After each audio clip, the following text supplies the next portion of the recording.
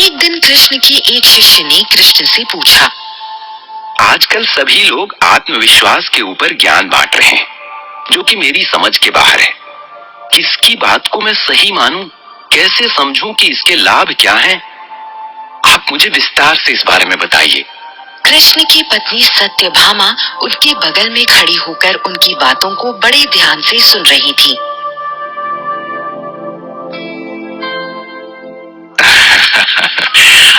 आत्मविश्वास एक खास गुण है जो हमें सफलता की ओर आगे बढ़ने में मदद करता है। आत्मविश्वास को समझने के लिए और इसे विकसित करने के लिए आदमी को अपने जीवन में कुछ जरूरी बदलाव लाने होते हैं। जो बदलाव लाने के लिए तैयार होंगे उन्हें मैं यही कहूंगा कि इसे बारीकी से समझना पड़ता है। एक इंसान अच्छाई और बुराई के मेल से बना होता है। शुरुआती दिनों में किसी से कोई भी गलती हो जाती है जिसे आगे चलकर हमें सुधारना चाहिए। इस दुनिया में हर इंसान में कुछ न कुछ अलग करने की क्षमता होती है जिससे वह दूसरों से अलग होता है। इसलिए हमें अपने गुणों को पहचानना और उसे स्वीकार करना चाहिए। इससे हमारा आत्मविश्वास बढ़ता है और हम अपनी क्षमताओं का उपयोग करके सफलता की ओर बढ़ते हैं। समझे तुम लोग? अभी देखो बादल कैसे आकाश में मंडरा रहे हैं।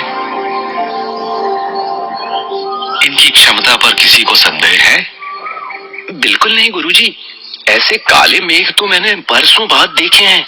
लगता है बारिश होने को है। अरे ये देखो, बारिश शुरू हो गई। तभी पूरे इलाके में झमाझम बारिश गिरने लगी। सभी शिष्य तितर बितर हो गए। हर किसी के अपने अपने काम थे। सत्यभामा भी दौड़कर घर की तरफ भागी। श्री कृष्ण भी घर की तरफ लौट गए। घर पहुंचते ही सत्यभामा ने गीले कपड़े बदल लिए। जब कृष्ण भी कपड़े बदल के लौटे तो सत्यभामा ने उन्हें द्वार पर ही रोक लिया और साथ बैठकर बारिश का आनंद उठाने लगी। दोनों काफी देर तक आसमान में फैले काले मेघ देखते रहे। सत्यभामा कई दिनों से एक बात कहना चाहती थी। आज जब उसे मौका मिला था तो ये मौका अपने हाथों से कैसे जाने देती। उसने कृष्ण से अपने मन की बात कही। हे कृष्णा, हम भी जानना चाहते हैं कि आत्मविश्वास क्या होता है और हम अपने आत्मविश्वास को कैसे मजबूत बना सकते हैं। कृपया हमें आप अपने अनुभव से ये बताएं, मुझ में आत्मविश्वास है कि नहीं? हाँ सत्यभामा, ये एक गुण है जो हर इंसान में होता है। ये भेदभाव नहीं करता है, सब में बराबरी से होता है। ये हमें खुद पर विश्वास करने की हिम्मत देता है। ये हमें अपनी क्षमताओं को स्वीकार करने में मदद करता है। जैसे कोई आदमी चाहे तो पहाड़ काटकर रास्ता बना सकता है। कोई चाहे तो पथरीली जमीन को खेती करने लायक बना देगा। कोई चाह भर ले तो खूंखार जानवर को साध कर उसकी सवारी कर सकता है। ये सब सिर्फ आत्मविश्वास से ही हो सकता है। मतलब हमें अपने गुणों की पहचान करनी चाहिए और उन पर ध्यान लगाना चाहिए। इससे हमारा आत्मविश्वास बढ़ेगा। तुमने सही कहा सत्यभामा। यदि हम अपने गुण पर ध्यान केंद्रित करेंगे तो हम अपने आत्मविश्वास का विकास करेंगे। एक और तरीका है कि हमें अपने डर से डरना नहीं चाहिए, बल्कि उसका सामना करना चाहिए। हमें अपने डरों को स्वीकार करना चाहिए और उनसे लड़ना चाहिए। जब हम अपने डरों का सामना करेंगे तब भी हमारा आत्मविश्वास बढ़ेगा। हाँ, मैं समझती हूँ, पर डर का सामना करना आसान नहीं होता है। कोई कैसे सामना करेगा? सत्यभामा, किसी भी डर का सामना करना आसान नहीं है। डर ने हर इंसान के मन में गहरी जगह बना ली है।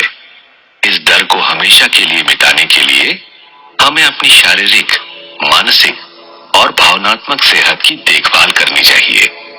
नियमित रूप से व्यायाम, सही खान पान, पर्याप्त आराम और ध्यान के अभ्यास से इसे हराया जा सकता है। एक बार तुम मेरे बताए गए रास्ते पर चलकर देखो तो तुम जल्दी ही डर पे जीत पा जाओगे। लेकिन लोग डरते हैं कि कि वो असफल हो गए तो उनका क्या होगा। ये डर जंगली जानवर के डर से बड़ा डर है कि लोग क्या कहेंगे। डरने की जरूरत नहीं है, क्योंकि सफलता और असफलता एक ही सिक्के के दो पहलू हैं। तो कृष्णा, असफलता को कैसे स्वीकार करें और उसे अपनाएं? असफलता हमारे जीवन का हिस्सा है। जैसे हम अपनी सफलता पर गर्व करते हैं, उसी तरह हमें अपनी गलतियों से सीखना चाहिए और आगे बढ़ना चाहिए। कई बार हम सबसे बड़ी गलती करते हैं कि हम असफलता को हार समझ बैठते हैं। हार को बस एक छोटी कोशिश का हिस्सा समझना चाहिए। ऐसा करना थोड़ा कठिन है, लेकिन अगर तुम ऐसा कर पाए तो इससे तुम्हारा आत्मविश्वास मजबूत होता है। आपने बहुत ही अच्छे तरीके से समझाया है कृष्णा। मेरे पिताजी कहते थे, आत्मविश्वास को बढ़ाने का एक और तरीका है कि हमेशा सफलता और जीत की कल्पना करने की आदत डालना। हमें जीत की कल्पना करनी चाहिए और उसे वास्तविकता में बदलने का प्रयास करना चाहिए। हाँ सत्यभामा, हमें खुद को सफल होते हुए देखने की आदत डालनी पड़ेगी। सफलता की तस्वीर बनाकर और उसे अपनी सोच और कार्यों में लाना पड़ेगा। इससे हम आत्मविश्वास को बढ़ा सकते हैं। इस तरह हम सफल जीवन जी सकते हैं। देखो, हम सब अपने जीवन में सफल होना चाहते हैं और असफलता की कल्पना करना हमें सफलता की ऊंचाइयों को प्राप्त करने में मदद कर सकती है। अब आप ये बताओ कि सफलता की कल्पना करने के लिए क्या करना चाहिए? सफलता की कल्पना करने के लिए हमें अपने मन की आंखें बंद करके अपनी सफलता की कल्पना करनी चाहिए। हमें ये विचार करना चाहिए कि हम अपने लक्ष्य को पूरा कर चुके हैं और उसे महसूस कर रहे हैं। जैसे ही हम इस कल्पना में जीना शुरू करेंगे, हमारा मनोबल और आत्मविश्वास बढ़ेगा।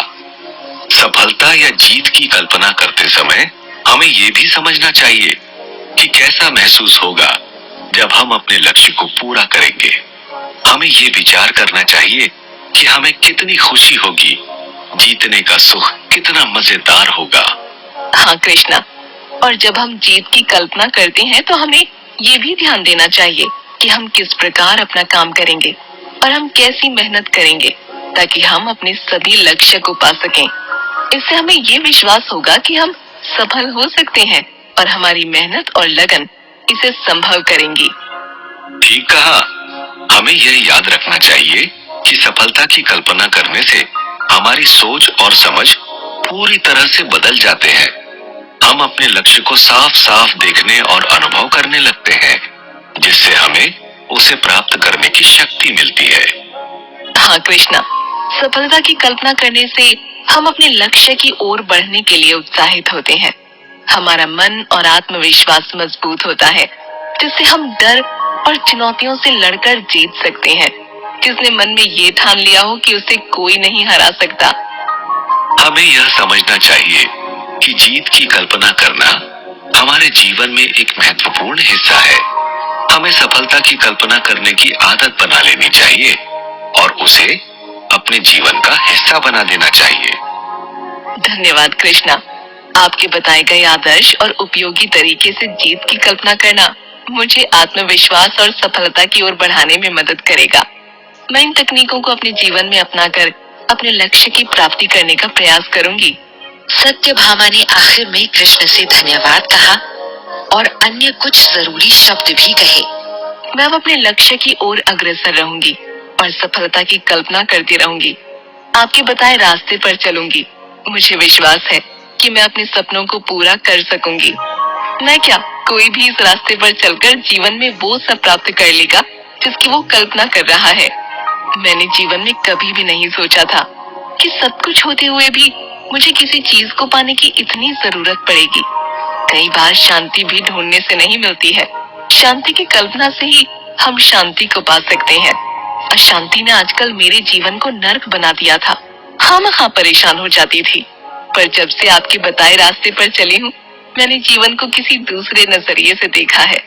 मैं भाग्यशाली हूँ कि मुझे आपका आशीर्वाद मिला है। सत्यभामा की तरह हमें भी कृष्ण की बताई आत्मविश्वास की बातों को मानना चाहिए और अपना आत्मविश्वास बढ़ाकर रखना चाहिए। उससे भी हम इस प्रतियोगिता भरे दौर में कुछ कर सकते हैं।